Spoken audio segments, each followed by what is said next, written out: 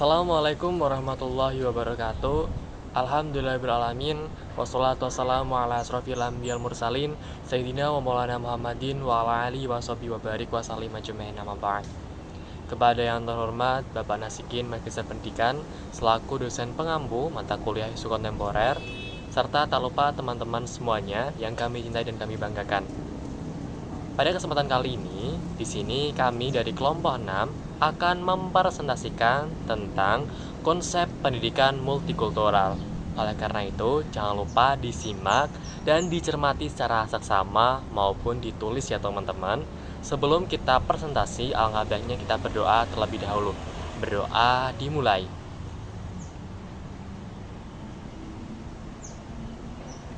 Terima kasih. Mari bersama-sama saksikan presentasi dari kelompok kami.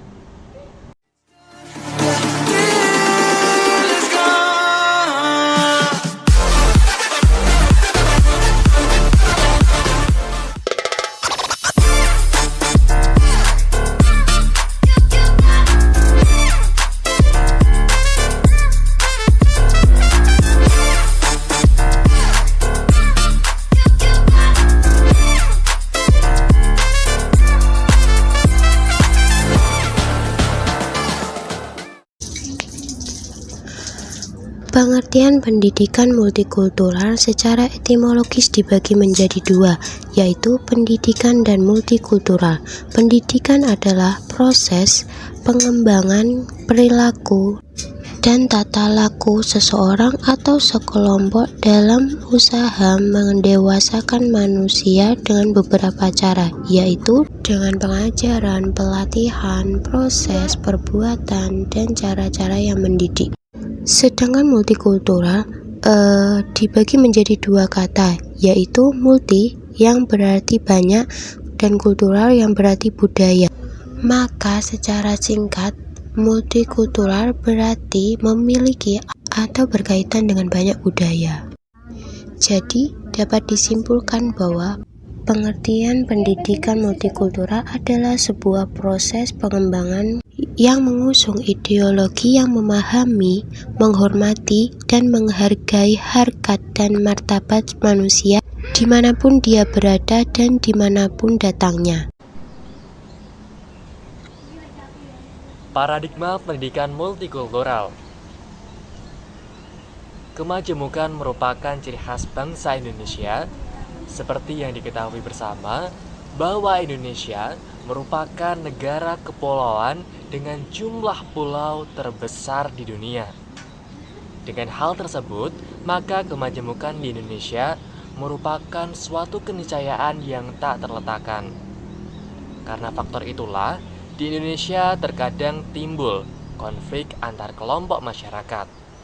Namun, pada suatu sisi, kemajemukan memberikan efek positif, yaitu kesatuan yang erat.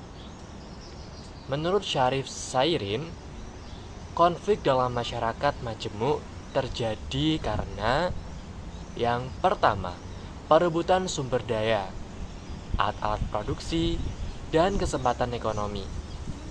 Yang kedua, perluasan batas-batas sosial budaya. Yang ketiga, benturan kepentingan politik, ideologi, dan agama. Oleh karena itu, diperlukan paradigma baru yang lebih toleran, yaitu paradigma pendidikan multikultural. Pendidikan berparadigma multikulturalisme tersebut penting, sebab akan mengarahkan peserta didik untuk bersikap dan berpandangan toleran dan inklusif terhadap realitas masyarakat yang beragama. Pendidikan multikultural di sini juga dimaksudkan bahwa manusia dipandang sebagai makhluk makro dan sebagai makhluk mikro, yang tidak terlepas dari akar budaya bangsa dan kelompok etnisnya. Pendidikan multikulturalisme biasanya mempunyai ciri-ciri.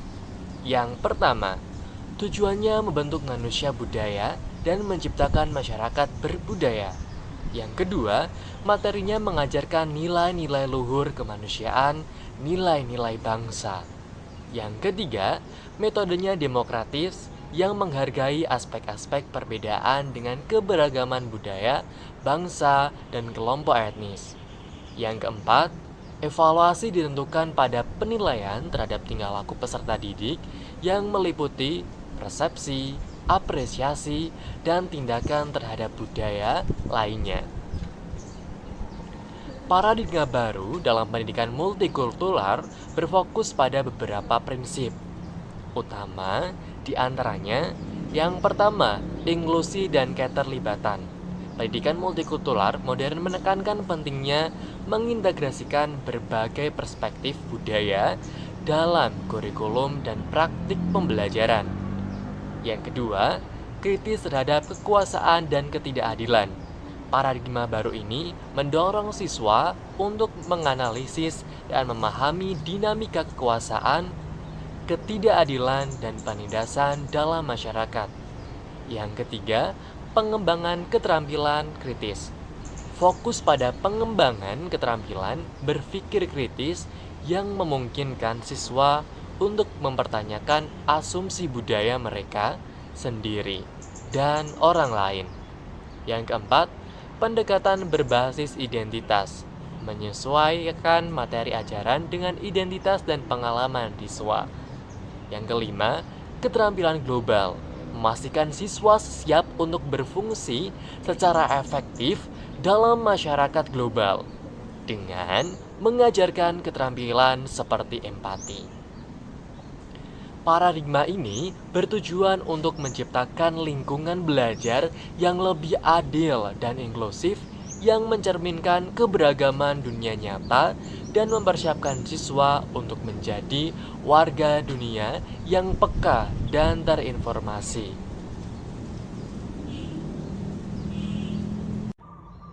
Oke teman-teman, materi yang selanjutnya yang akan saya sampaikan adalah bagaimana penerapan pendidikan multikultural di sekolah Indonesia. Pendidikan multikultural di sekolah Indonesia bertujuan untuk menciptakan lingkungan atau menciptakan suasana yang menghargai keragaman budaya, etnis, agama, dan bahasa. Di tengah-tengah perkembangan atau di tengah-tengah keberagaman masyarakat yang majemuk. Berikut ini adalah beberapa penerapannya di pendidikan atau di lingkungan persekolahan di Indonesia. Yang pertama adalah inklusi dalam kurikulum. Di dalam kurikulum dapat memasukkan atau memadukan berbagai pembelajaran seperti pembelajaran etnis, agama, ras, budaya, dan bahasa. Nah, hal tersebut dapat membantu siswa untuk menghargai perbedaan yang ada. Nah, dalam materi kurikulum tersebut dapat dimasukkan ke beberapa mata pelajaran, seperti contohnya adalah mata pelajaran PKN, seni budaya, ataupun sejarah Indonesia. Yang kedua adalah pembelajaran kontekstual. Guru dapat mengaitkan materi pembelajaran secara kontekstual, yaitu mengaitkan pembelajaran dengan konteks sosial atau budaya yang ada di lingkungan sekolah tersebut, sehingga siswa dapat mengambil perspektif secara relevan dengan budaya yang ada di lingkungan tersebut. Yang ketiga adalah kegiatan ekstrakurikuler. Nah, guru dapat mengadakan kegiatan seperti pameran festival budaya, lomba seni, atau lomba membuat makanan khas dari daerah tertentu. Nah, hal ini membantu para siswa untuk dapat menghargai lebih dalam atau menerima perbedaan dari budaya atau ras yang secara ciri khas sangat-sangat berbeda. Hal ini membantu siswa untuk dapat menerima perbedaan di antara teman-teman yang ada di lingkungan tersebut. Selanjutnya yang keempat adalah pengembangan sikap dan toleransi. Guru dapat mengembangkan karakter para siswanya dengan mengadakan diskusi atau menggunakan pembelajaran yang bersifat role playing. Nah, secara tidak langsung dengan diadakannya kegiatan tersebut, siswa maupun dari guru dapat memahami perbedaan karakter yang signifikan. Hal tersebut dapat meningkatkan karakter atau meningkatkan rasa pemahaman dan percaya diri kepada murid-murid yang beda ras, agama, etnis, maupun budaya dan bahasa, dengan disatukan menggunakan keselarasan yaitu bahasa Indonesia. Yang kelima adalah pelatihan guru. Guru perlu diberikan pelatihan tentang pengelolaan atau manajemen pembelajaran di dalam kelas yang mana kelas tersebut terdiri dari berbagai kemajmukan seperti perbedaan budaya, agama, etnis, dan lain-lain. Nah, hal tersebut berfungsi untuk meningkatkan profesionalisme dalam diri seorang guru. Jam terbang seorang guru dalam memberikan pengajaran terhadap murid-muridnya sangat berpengaruh, karena hal tersebut tentu saja akan lebih meningkatkan rasa pemahaman terhadap karakter individu masing-masing siswa. Yang keenam adalah penggunaan bahasa yang inklusif. Penggunaan yang bahasa inklusif dalam pembelajaran sangat berpengaruh untuk menghargai keberagaman etnis, budaya, agama, dan bahasa yang ada di lingkungan sekolah tersebut. Seperti contohnya ketika pada awal pembelajaran atau pada awal kegiatan memulainya dengan menggunakan salam. Seperti contoh, Assalamualaikum, Om Swastiastu, Namo Buddhaya, Salam Kebajikan. Yang ketujuh adalah lingkungan sekolah yang mendukung. Sekolah dapat menciptakan suasana fisik yang mencerminkan keberagaman budaya. Seperti contohnya memberikan dekorasi-dekorasi pada titik tertentu di sekolahan yang dapat mencerminkan keberagaman budaya yang ada di sekolah tersebut. Yang kedelapan adalah melibatkan komunitas. Pihak sekolah dapat bekerja sama dengan komunitas yang ada di sekitar lingkungan sekolah untuk melibatkan mereka dalam kegiatan sekolah. Hal ini bertujuan agar siswa dapat belajar langsung dari sumber budaya yang ada di lingkungan sekolah tersebut. Dengan adanya poin-poin tersebut, siswa dapat menghargai adanya perbedaan yang ada di lingkungan sekolah tersebut.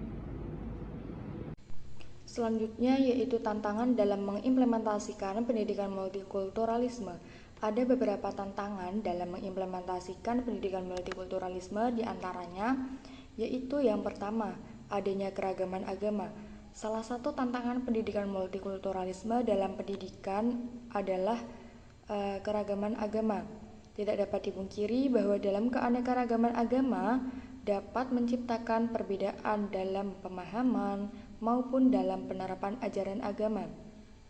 Tantangan ini memunculkan pertanyaan, bagaimana sih menyampaikan pesan agama tanpa harus mengecilkan keragaman agama di antara siswa satu dengan siswa yang lainnya.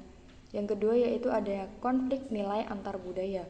Pendidikan seringkali menghadapi konflik nilai antar budaya ketika mengintegrasikan prinsip multikulturalisme, di mana tantangan ini membutuhkan usaha untuk menyelaraskan antara aspek multikulturalisme dan nilai-nilai Islam tanpa mengorbankan keaslian dan integritas ajaran agama yang lain. Yang ketiga yaitu adanya pluralitas bahasa dan budaya.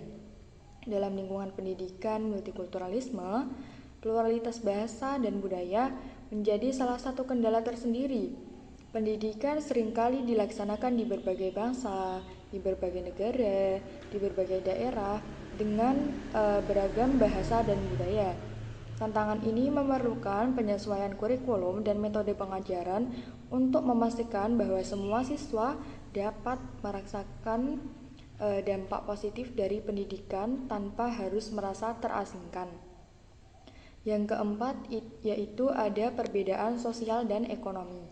Aspek multikulturalisme juga terkait dengan perbedaan sosial dan ekonomi siswa masing-masing. Dalam hal ini, perlu adanya strategi dan pembelajaran yang inklusif serta dukungan khusus untuk siswa yang berlatar belakang ekonomi yang kurang.